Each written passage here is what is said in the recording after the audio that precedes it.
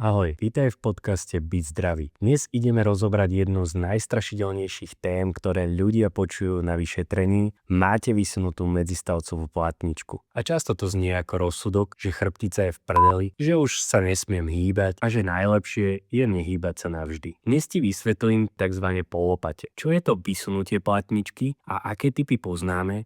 Čo na to hovorí výskum a prečo má veľa zdravých ľudí tiež nálezy z magnetickej rezonancie a ak aj zdraví ľudia majú vysunutú platničku, tak čo vlastne spôsobuje bolesť a ako o tom rozmýšľať.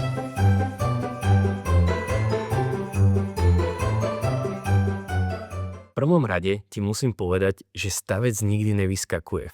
Áno, viem, že si to myslel, že si to veľakrát počul, ale ak by ti aj vyskočil, tak buď ochrnieš, alebo zomrieš. To, čo sa ľudovo nazýva vyskočené, je medzistavcová platnička. A práve tá je ako malý tomič medzi stavcami. Má také dve základné časti. Vonkajší pevnejší prstenec, annulus fibrosus, a vnútorné gélové jadro, nucleus pulposus. Áno, viem, že to znie ako zaklínadlo Harryho Pottera, ale sľubujem, že týchto výrazov budeš počuť minimálne. Keď sa povie vysunutie, ľudia si predstavujú, že platnička vyskočila von ako mydlo z ruky, ale realita je menej dramatická. Najčastejšie ide o to, že platnička alebo jej časť sa posunie rôznymi smermi. Na to, aby si chápal podstatu medzistavcovej platničky, tak v praxi sa stretneš s pojmami, ktoré sú ako latinské listiny z 1. storočia a tam vidíš najčastejšie toto. Väčšinou to základné rozdelenie je do 3 štádií. Prvým štádium je tzv. Bulging alias bulging, vyklenutie, kedy je platnička ako keby širšia po obvode, často symetricky. Druhým štádium býva protrúzia, čiže jedná sa o lokálne do jednej strany také väčšie vyklenutie tej platničky. Tretie štádium býva extrúzia, je to výraznejšie vytlačenie materiálu už viac von ako dnu. Čo je však dôležité, nález nerovná sa automaticky problém. Nález je opis tvaru na snímke, nie definitívny dôvod bolesti. Aby som ti to tak lepšie priblížil, tak si predstav šišku s džemom. Áno, ja viem. Keď ju jemne stlačíš, džem sa len trochu rozleje dovnútra. Keď ju však stlačíš prudko a opakovane, môže sa džem pretlačiť až viac k okraju. Ale to, či to bude bolieť, nezávisí len od toho džemu vo vnútri. Dúfam, že chápeš toto celé prepojenie. Závisí to aj od toho, čo je okolo tej šišky. Či je tam podráždenie, zápal, citlivosť nervov a najmä ako to celé vyhodnotí tvoj nervový systém.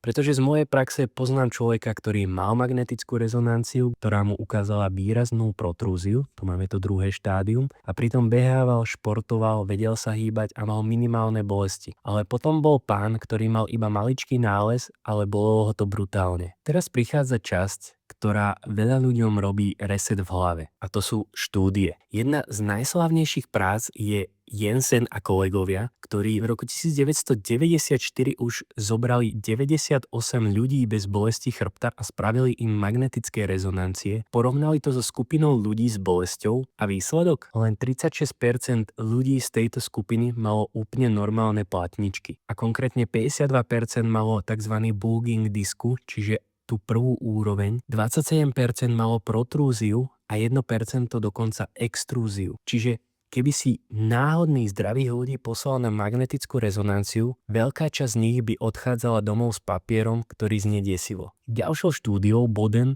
a kolegovia vyšetrili na magnetickej rezonancii 67 ľudí, ktorí nikdy nemali bolesť spodného chrbta a zhrnutie tejto štúdie bolo, že približne tretina mala abnormálne platničky, čiže sa nejakým spôsobom odlišovali od zdravých funkčných platničiek. A teraz tá najväčšia štúdia, a toto teraz keď prečítam správne, Brininky a kolegovia spravili systematický prehľad, kde zhrnuli 33 štúdií a 3110 asymptomatických ľudí, čiže ľudí bez bolesti chrbta, a vyšlo im, že tieto nálezy sú často súčasťou normálneho stárnutia. Degenerácia platničky, čiže mení sa jej tvár, štruktúra a podobne, narastala od 37% u 20-ročných po 96% u 80-ročných. Bulging alias bulging alias prvé štádium od 30% u 20-ročných po 84% u 80-ročných.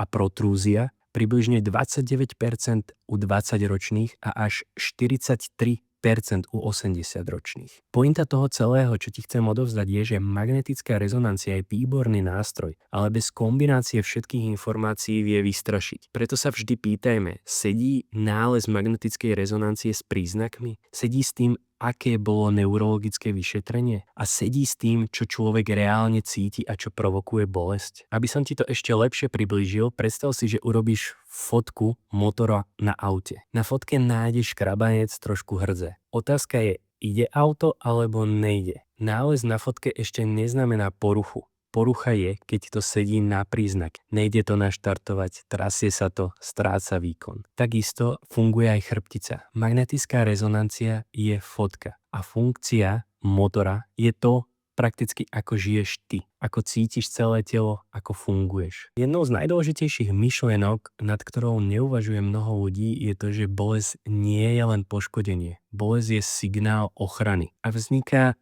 z kombinácie viacerých podnetov. Áno, niekedy platnička tlačí na nervový koreň a vznikne typický obraz. Bolesť vystrelujúca do dolnej končatiny, prípadne mravenčenie, zmeny citlivosti alebo slabosť niektorých svalov. Ale veľmi často ide o mix kombinácií, napríklad mikroporanenia obalu platničky, zápaly v okolí nervu, citlivosť samotných platničiek, fazetových klbov, svalov, preťažovanie jednej oblasti non-stop. Čiže platnička býva často len jedna kapitola príbehu, nie celý príbeh. Jednoducho, aj keď je telo v strese, málo spíš, si preťažený, bojíš sa pohybu alebo sa dlhšie šetríš, nervový systém sa vie nadstaviť do režimu pozor, toto je nebezpečné a tým pádom zosilní signály bolesti. A paradoxne, dlhé šetrenie často zhorší tvoj stav. Kondíciu tkaní zhoršuje, toleranciu záťaže, sebavedomie v pohybe a zvýši citlivosť, pretože jeho úlohou je ťa chrániť. Ak sa ty budeš dlhšie šetriť,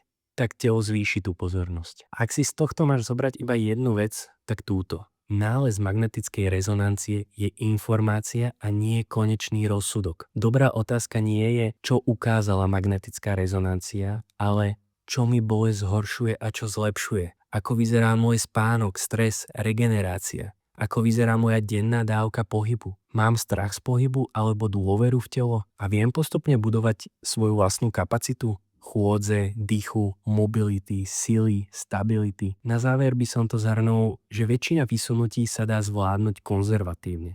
Rozumne nadstaveným pohybom, dávkovaním záťaže, edukáciou a postupným návratom k aktivite a hlavne bez paniky. Sme pri konci prvej časti tohoto podcastu a ja ti ďakujem, že si ho dopočúval až sem. V druhej časti, ktorú nájdeš na Hero Hero, som si pripravil moje tipy na to, čo robiť pri vysunutej platničke z pohľadu neurologického fyzioterapeuta, ktorý sa venoval a vydal práce o bolesti chrbta.